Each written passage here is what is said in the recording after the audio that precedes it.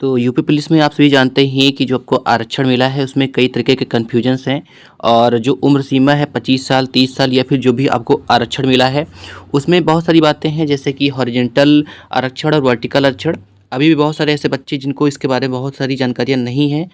और ये जो वीडियो है विशेष रूप से हमारे ईडब्ल्यूएस ओबीसी एससी एसटी बंधुओं के लिए है और काफ़ी ज़्यादा इंपॉर्टेंट वीडियो होने वाला है। इससे ही जो है जनरल की कट ऑफ पे प्रभाव देखने को मिलेगा, और जैसे जैसे जनरल की कट ऑफ बढ़ेगी वैसे वैसे ईडब्ल्यूएस ओबीसी और एससी एसटी की कट ऑफ में भी आपको इजाफा देखने को मिलेगा।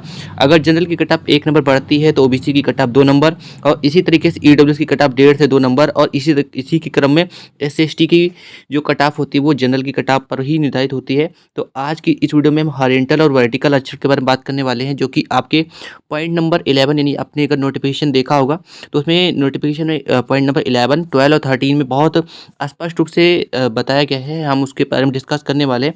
पिछले कई दिनों से काफ़ी ज़्यादा कमेंट्स आ रहे थे कि सर ये हॉरिजॉन्टल और वर्टिकल आरक्षण क्या होता है, और किस तरीके से जो ओबीसी के जो कैंडिडेट्स हैं वो जनरल की सीट नहीं ले सकते हैं, यानी क्या क्या कंडीशंस हैं, और ईडब्ल्यूएस कैंडिडेट जो हैं उनके लिए क्या क्या फ़ायदे या नुकसान है, या ओबीसी के कैंडिडेट हैं उनका क्या नुकसान या फ़ायदा है।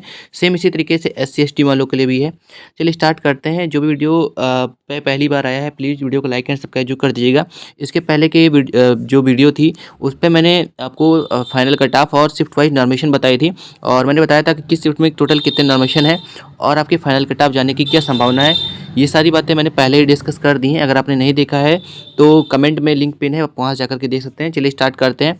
सबसे पहले तो हम बात करते हैं, देखिए, हॉरिजॉन्टल और वर्टिकल आरक्षण, और हम साथ में आपको नोटिफिकेशन भी दिखाएंगे। नोटिफिकेशन में कहाँ पे ये बातें मेंशन की गई हैं। देखिए यहाँ पे हम बात करें हॉरिजॉन्टल और वर्टिकल आरक्षण, इसमें दो बात है। वर्टिकल आरक्षण जब बात करते हैं हम, तो देखिए जो आरक्षण होता है, मान लीजिए कि कोई कैटेगरी का बच्चा है, ओबीसी है, तो उसमें उसे ओबीसी के कई सारी फ़ायदे मिले होंगे, जैसे उम्र की छूट मिली होगी, और उम्र की छूट के साथ साथ उसकी जो कट ऑफ है वो भी लो गई होगी। मान लीजिए जैसे कि ओबीसी की कट ऑफ 199 गई है, और साथ ही साथ उम्र सीमा भी 30 साल के आसपास दी गई है।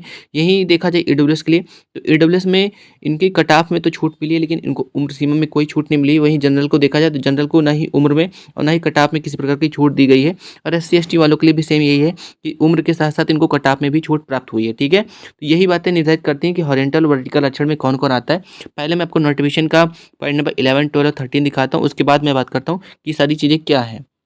तो जैसा कि आप देख पा रहे हैं, ये आपका यूपी पुलिस कांस्टेबल का जो भी आपका भर्ती आई थी उसकी नोटिफिकेशन है, और इसमें स्पष्ट रूप से पॉइंट नंबर 11, 12, 13 में इस बातों को डिस्कस किए गए हैं। अगर आप ये चीज़ें खुद भी देखना चाहते हैं तो आप हमारे टेलीग्राम पर चैनल पर जाकर के इस नोटिफिकेशन को डाउनलोड करके उसको अच्छे से आप पढ़ सकते हैं। चलिए हम बात करते हैं 11, 12 और 13 जो भी पॉइंट नंबर दिए गए हैं। तो पॉइंट नंबर 11, 12, 13 पे जाने से पहले हम समझ लेते हैं कि कौन-कौन इसमें वर्टिकल आरक्षण में आता है, कौन-कौन हॉरिजॉन्टल आरक्षण में आता है। सबसे पहले देखिए वर्टिकल आरक्षण की बात करें तो वर्टिकल आरक्षण में यहाँ देख सकते हैं अनुसूचित जाति हैं, ठीक है, जिनको कि 5 साल का छूट मिला है, ठीक है। और साथ ही साथ इस पे यहाँ पे कुछ इनकी दे रखी है कि किस प्रारूप में इनका होना चाहिए, ठीक है। और इसके साथ ही साथ इसमें अनुसूचित जनजाति, अन्य पिछड़ा वर्ग, आर्थिक रूप से कमजोर यानी कि ओबीसी, एससी एसटी और ईडब्ल्यूएस, ये सारे के सारे जो हैं आपके वर्टिकल आरक्षण में आते हैं। और साथ ही साथ जब हॉरिजॉन्टल आरक्षण की बात करें तो हॉरिजॉन्टल आरक्षण में आपके वही स्वतंत्रता संग्राम सेनानी, भूतपूर्व सैनिक, होमगार्ड्स, महिला, ये सारे के सारे जो हैं आपके हॉरिजॉन्टल आरक्षण के अंतर्गत आते हैं। अब हम बात कर लेते हैं पॉइंट नंबर 11, 12 और 13 के बारे में। जो मुख्य चीज़ें हैं वो उसी में दी रखी हैं, और उसी को लेकर के बात जो कई सारे स्टूडेंट्स हैं वो आपस में कंफ्यूज हैं। मैंने देखा कई सारे बच्चे आपस में बहस भी कर रहे हैं, तो इसको क्लियर कर लेते हैं पहले हम। देखिए पॉइंट नंबर 11, 12, 13 की बात करें, सबसे पहले हम इसको पढ़ लेते हैं, उसके बाद मैं आपको समझाने का प्रयास कर रहा हूँ। देखिए पॉइंट नंबर 11, 12, 13 की बात करें, देखो यहाँ पे स्पष्ट रूप से पॉइंट नंबर 11 पहले पढ़ लेते हैं। पॉइंट नंबर 11 में देखिए क्या लिखा हुआ है। यदि लंबवत आरक्षण श्रेणी से संबंधित कोई व्यक्ति योग्यता के आधार पर खुली प्रतियोगिता में समान अभ्यर्थियों के साथ चयनित होता है तो उसे आरक्षित रिक्तियों के प्रति समायोजित नहीं किया जाएगा। याद रखिएगा ये क्या पढ़ा वो लिखा हुआ है, इसको मैं अभी डिटेल में समझाने का प्रयास करूंगा। अर्थात उसे अनारक्षित रिक्तियों के प्रति समायोजित माना जाएगा, भले ही उसने आरक्षित वर्ग के अभ्यर्थियों को अनुमन्य किसी सुविधा, छूट या फिर आयु सीमा छूट आदि का उपभोग किया हो। अब बात करते हैं 12 की। यदि कोई अभ्यर्थी एक से अधिक श्रेणी में आरक्षण का दावा करता है तो उसे केवल एक ही आरक्षण का लाभ मिलेगा जो उसके लिए ज़्यादा लाभकारी होगा। क्षैतिज आरक्षण के अधीन चयनित अभ्यर्थी जिस श्रेणी का होगा उसे श्रेणी के लिए समाजित किया जाएगा। पहले हम पॉइंट नंबर 12 की बात करते हैं। तो ये पॉइंट नंबर 12 विशेष रूप से हम कह सकते हैं महिलाओं के लिए भी है और बाकी ओबीसी एससी एसटी ईडब्ल्यूएस के लिए तो है ही। जैसे कि बात करें कोई महिला है, अगर वो सोचे कि उसको महिला का आरक्षण भी चाहिए, साथ ही साथ वो ओबीसी का भी आरक्षण लेना चाहती है, तो ऐसे ये देखिए बिल्कुल सही है यहाँ पे। लेकिन यहाँ पे जो हॉरिजॉन्टल वर्टिकल आरक्षण की बात आएगी तो यहाँ पे एक साथ आपको 2 आरक्षण नहीं प्राप्त होंगे। मैं आपको समझाने का प्रयास करूँगा, एग्जाम्पल से समझाने का प्रयास करें। सबसे पहले मान लीजिए कि कोई कैटेगरी का बच्चा, मान लीजिए ओबीसी कैटेगरी का एक बच्चा है, ठीक है। मान लेते हैं कि जो आपका जनरल का फाइनल कट ऑफ है वो करीब मान लेते हैं कि 220 जाता है, 220 के आसपास जाता है। हालांकि मैंने फाइनल कट ऑफ की वीडियो बना रखी है, कमेंट में लिंक पिन है, आप वहाँ जाकर के देख सकते हैं। ये फिलहाल एग्जाम्पल के लिए है। मान लीजिए कि जनरल की कट ऑफ जो है वो 220 के आसपास जाती है और कोई ओबीसी का बच्चा है, ठीक है, जिसके जो नंबर है मान लीजिए कि वो 230 नंबर उसके प्राप्त हुए हैं, ठीक है।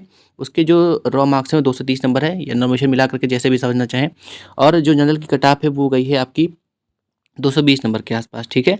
तो अभी क्या होगा, ये जो ओबीसी का जो बच्चा होगा वो ओबीसी की सीट को ना लेकर के वो जनरल की सीट ले जाएगा और ओबीसी की अपनी एक सीट जो है अपने जो भी सहपाठी हैं या अपने मित्र कह सकते हो, अपने ओबीसी साथी के लिए छोड़ देगा।